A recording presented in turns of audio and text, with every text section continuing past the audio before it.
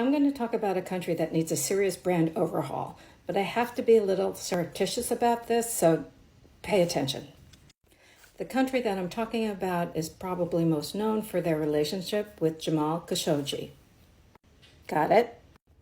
They wanted us to believe they were all hip and cool and stuff because they called their crown prince MBS, kind of a riff on RGB, but that didn't work so well. So they turned to nation branding. Now, nation branding isn't necessarily a bad thing. In fact, Ukraine used it at the beginning of the war when they called themselves Ukraine Brave. But that's not what SA is doing.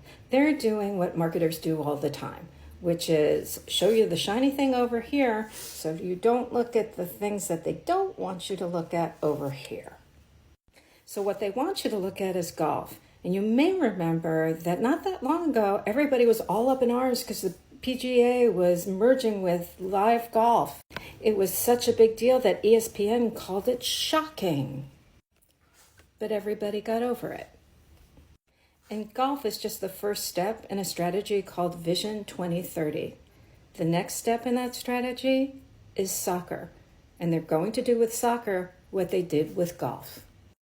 The other part of the strategy is entertainment, and in this case, music. And what they have done is created a major music festival called Soundstorm.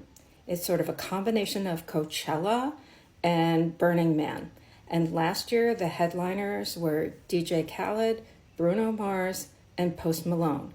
They haven't said who's going to do it this year, but I promise you it will be very big names. Well, all this shiny hoodwinking is obviously working because our own Andrew Blinken went to meet with MBS. I remember a time when people used to protest this stuff. In fact, musicians used to protest this stuff. In the 1980s, musicians protested against Sun City in South Africa. Sun City was a resort and casino for white people, which was created by moving black people from their homes. So you can only imagine what that looked like. So Stephen Van Zandt of E Street Band fame and Sopranos fame got together with some friends and created a video called Sun City.